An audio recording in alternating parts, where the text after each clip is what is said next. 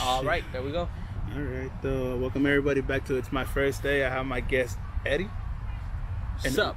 Urube.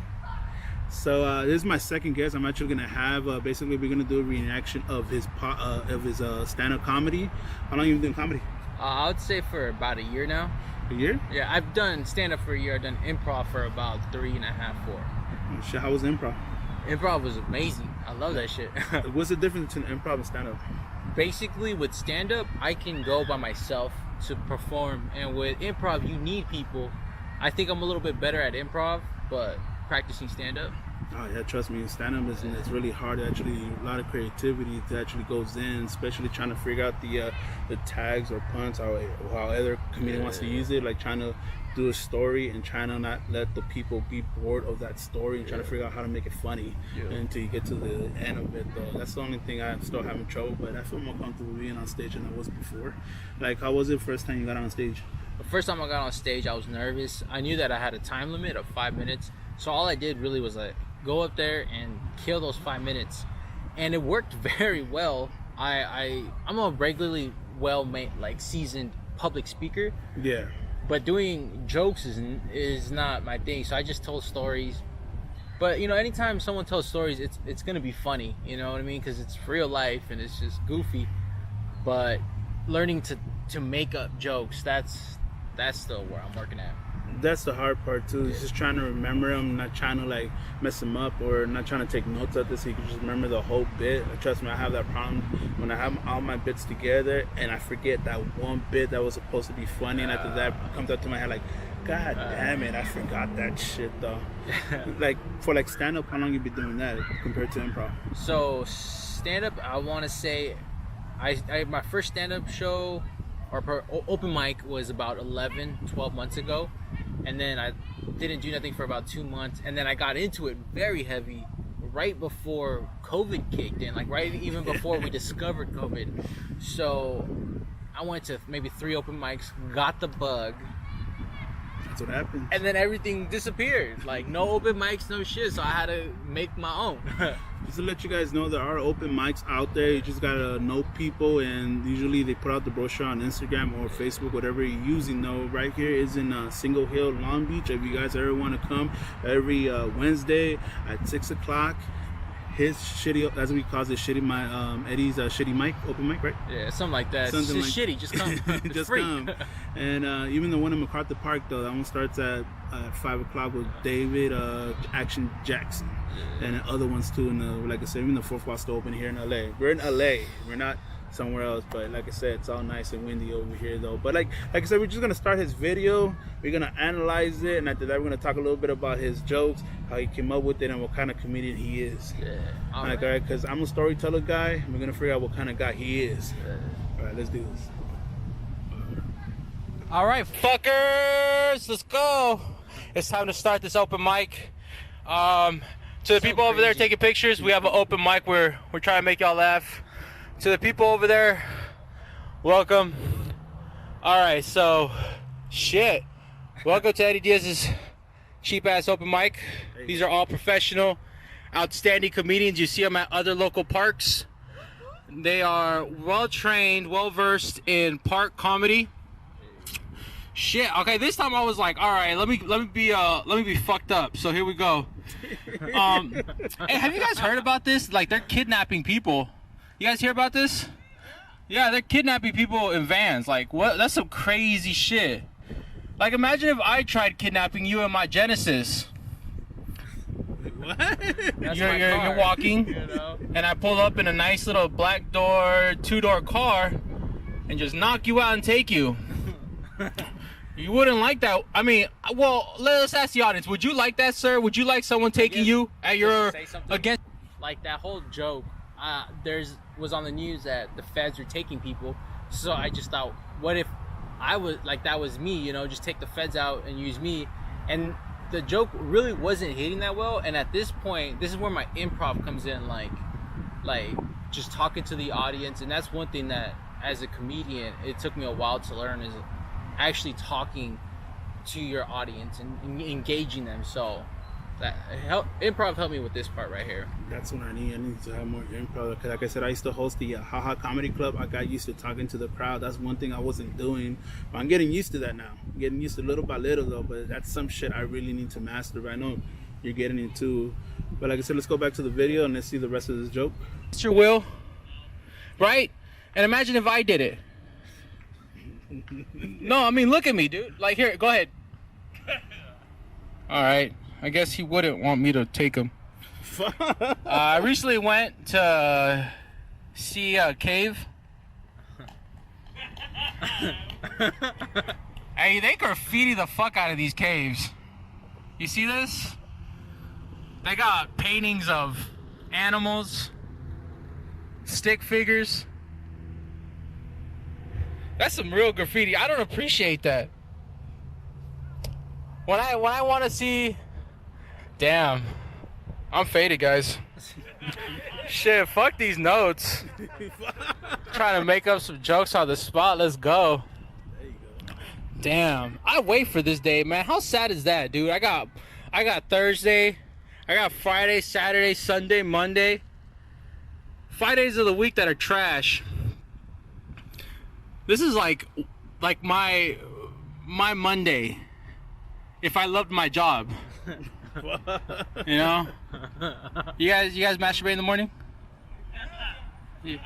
Hell yeah. As soon as I wake up, get one nut out. Hey, it helps you mentally, dude. It gets you prepared for the day. You know? I got this cat, right? And he wakes up before me, but since I jack off, he watches me. And that shit is just.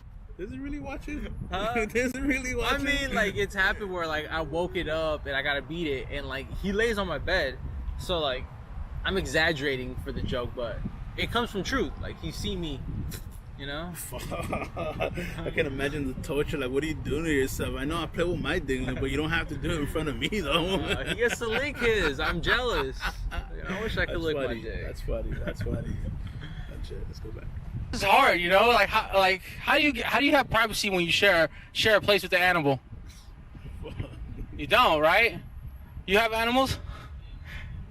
Have you ever tried to fuck with your dog? Just like got nowhere to go. They're banging. See, that's what I'm talking about. Look at. I'm trying to find it. Oh yeah, I mean, it was good. Yeah. That's for my improv thing too. All right, guys, I'm wasting too much time looking at this goddamn whatchamacallit. Man, I wasn't a good student, guys. I was a lazy fucker. Anyone get B's? You guys got B's? Yeah, what's that like? That's like halfway I did it, halfway, maybe I should do my homework. I was that kid, like, it'll only take me 5 minutes. But, you know, I used to do sports. I did track and field. All right, I don't look like it, but I did field. Did you really do track and field? Yeah. Oh, let's finish this joke and then we'll go to the thing. All right, you know the disc? I threw that shit, and I threw it 90-something feet, which is not a lot, especially for a guy my size. I mean, I should be launching 130, 140, but nah. This is how it's done, bro. Like, I'll bring it back to you because I was serious. Like, we had this thing where I had a stance, and I was about the shit. All right, I wanted to perfect my craft of throwing a disc 140 feet. Now watch closely. This is form. Stick your butt out, and this is why I twerk so well. Okay, I practice this movement, and then you spin, and you launch. I did that, and I thought it would get me bitches, but doing field doesn't get you bitches. It makes a lot of best friends, and we all did gay shit together. You know, Tell me a little bit about that. So I did do track and field. I did disc. So technically I only did field. And the whole original joke was, you know, I did track and field. Yes, it may not seem like it, but I did field. I thought that was a twist. And then the improv kicked in, and that's whole other part was just improvised. Like, I really did those movements, but I thought I'd entertain the audience.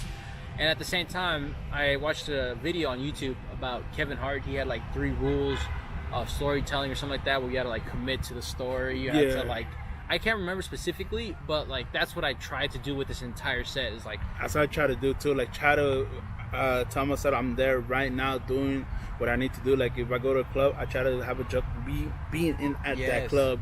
You know, for me to make it sound real and not lose character and just pretend that nobody's around. I'm just with my friends. That's the shit that's kind of hard. But since you have improv experience, it's more easier for you compared to other people. So that helps out a lot. Because I can notice too that you riff a lot too. You riff. And I'm like, that's some shit I still cannot do at all. I'm learning a little by little though, but I've seen a lot of Princeton guys like Ben. Yeah. That dude just riffs everywhere. Dude. I'm like, fuck, how does he? I don't know how to do it, but I know I could do it though. But eventually, I'm still like a year and a couple months in and doing comedy though. I just got comfortable doing a stand-up in front of everybody without getting nervous anymore, except for that last week when I bombed. Like, that shit was horrible. I am gonna show that video though, how badly I bombed. But make sure you guys like that one. All right, let's go back to the story. If you and your best friend don't do gay shit, are you really best friends? Right? I love my homies. Say it again. I love my homies. Oh, that's the gayest shit I've ever heard. Nah, I love it, man. I love this shit out here, bro. I love this stuff. Yeah, my cat's from Compton. It's black. Don't get it twisted. Can we just watch this guy not know how to drive stick for a second? That's scary, bro. When you drive a stick and you're in a hill, the moment you let go of that clutch a little bit, it starts rolling back. And you know what's the worst is when people get inches from your car. And what I like to do, I like to go up, stop, and let it roll. About 10 feet so they know that I drive stick. Get back.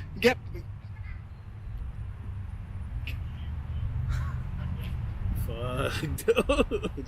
That's how I do it. That's how I point out my window. I just like you're so comfortable and committed up there. Those people are taking pictures. I bet they just had a baby, or there's a baby in the oven. Oh, fuck. Anyone here have kids? Anyone have kids? Can we just get a round of applause for that? Hey, everyone clap. No kids. Hey. Because I dated a girl who has a kid, and that's fucking birth control right there. I mean, I want a son so I can do some cool shit, you know? But I feel like the older I get, the more I realize like why adults live through their kids. It's like their second chance, you know? Like, fuck, I didn't do this. Let me throw my child into this. You want to do karate? Let's go. I don't want to do karate. Did you really date a girl that had a kid? Yeah. How was it? It was interesting. It's different. I mean, there's a kid involved, so like that just changes everything. So that's how you came up with the whole joke about having a kid? Yeah. I mean, like all my jokes have a little bit of, like, it starts from a truth, and then from there I just like try to make it wild. Yeah. I like that. Like I said, I know you take your nose, but at the while you only had like a couple things at the late, just riff it off. Yeah. And whatever comes into your mind, you just got it. That's the one thing I need to learn too, to just like go with the flow. But and see, the thing for me was before when I was doing improv, I always had my jokes, and I had a list of them, and I would always run out, and I would go through them so quick, so I had an extra 2 minutes, and so I decided to stop going up there with the list and stop using like a set list and talk to the audience, which, you know, in the beginning, if you're practicing that, it's fucking scary because you got no ammo. I always tell people, man, if you have the crowd laughing, just stop for a minute and just let them laugh so you can waste time.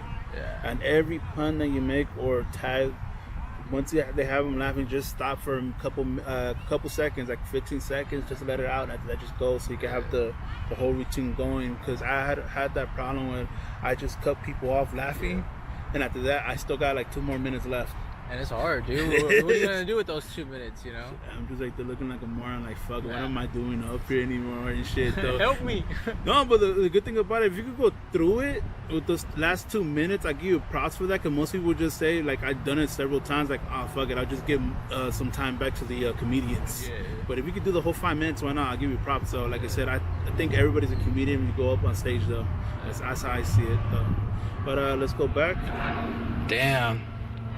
I've never been inside a room when the baby was being born. But I'm gonna give you guys what I think happened. So first, right, listen.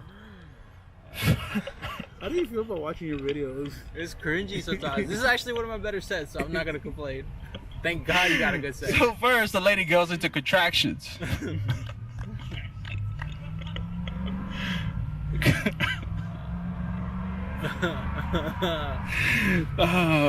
Then Let's hit this. it hurts. The closest we've ever got to a traction was like maybe taking a big dookie. So listen, contractions happen. There's screaming going on. Doctors come in, everything is going wild. Okay? You grab the lady's hand so she can break it. That was funny, fuckers. Y'all too faded. Y'all too. You're not even paying attention to me, bro. Where's my delivery? All right, give me a topic, big boy. This is crowd. Give it to me. Noodles. What about noodles? Man, noodles is Like, this is the first time I think that I kind of got a heckle. Like, someone said, oh, whatever. And then it just changed you. It's like, all right, this is going to happen. Heckles are going to happen in stand-up. So, like, that was a moment I was like, all right, let's run it. Let's get this first one out the way. So, don't be scared of hecklers. I know it's scary. Just give me a heads up, dude. When nobody's laughing and shit and somebody in the background just laughing, only God, that shit is embarrassing, bro. Like, please don't laugh at my joke at all, bro. Like, the only dude laughing, just feeling sorry for myself. Like, God damn it. That's crazy. It is. It's for poor people. And I'm not saying shit. I'm being honest, bro. I'm there too, okay? But I'm being real. Like, if you eating noodles, it's because you're in the growth phase of your life. I'm not saying you're there forever. I'm saying you're growing. Give me another topic, bro. While you eat on those chips and sit on your butt.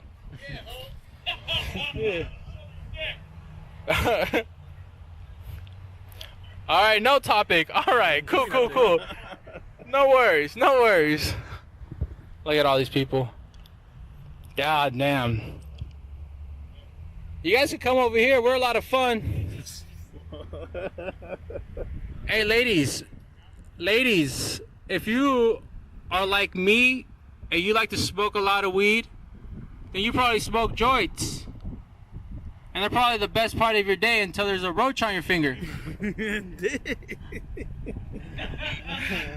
I don't need y'all to laugh. I had one dude laugh. That's good enough for me. I did my job. That's called riffing, I man. wrote that shit out of set. When I was getting high, I had like 20 seconds to tell a joke. That shit is my favorite joke. Because it's true, man. I smoke a ton of weed.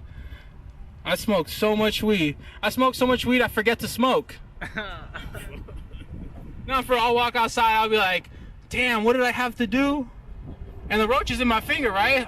Fuck. Because I save them, right? Because I'm broke. I eat, what do you call them? The noodles too, okay? So I'm walking around, like, what was I supposed to do? Fuck, I fed my cat. Oh, fuck, what was I gonna do?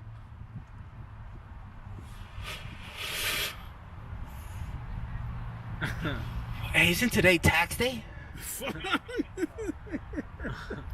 I don't do taxes. Do you do taxes? Oh, you should have related to that joke, bro. Just practicing, man. Practicing crowd work. That's really, like, that's the one thing that when you go, for me, going into any show or any open mic, I feel that you should try to practice one thing. Don't worry about everything. Like, if you're gonna go practice your jokes, or if you want, go and practice crowd work and just that whole set crowd work, because just utilize your time. That's all I gotta say, I guess. It's another comedian over here, AJ. You want to say hi to the camera? Young comedy. He started in the pandemic. Ruining my interview and shit. What would I do? I'm fucking kidding. I just got here. This is the Eagles jersey. I'm an Eagles fan, so I'm okay with it. Alright, let's finish the rest of it. We only got like a minute and a half. We'll talk a lot about it, but we are gonna show. If you ever do bomb, we are gonna. We gotta show that video, bro. Yeah. We gotta show it. That last week's. Fourth wall. Still got Oh, I got fourth wall where I got probably like 2 laughs, 2 giggles. Trust me, it's hard to make people laugh at the fourth wall. Fuckers. I'm pretty soft-spoken sometimes. I have to yell. I learned that. I have to yell, hey! You want to smoke?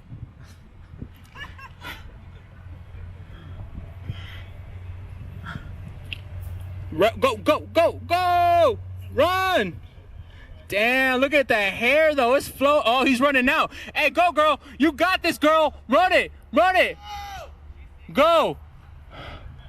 Oh, damn, look. Hey, she's going to pass him. She did it. And if you didn't know, we got joints. We got a whole raffle going on, guys. Listen, hey, we're raffling off weed, okay? A ticket $1.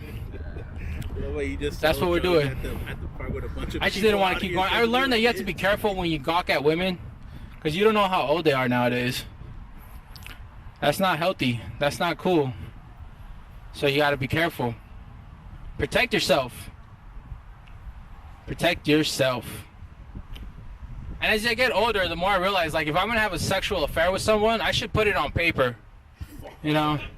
Really, no, honestly, like, if you're going to fuck someone, DNI it.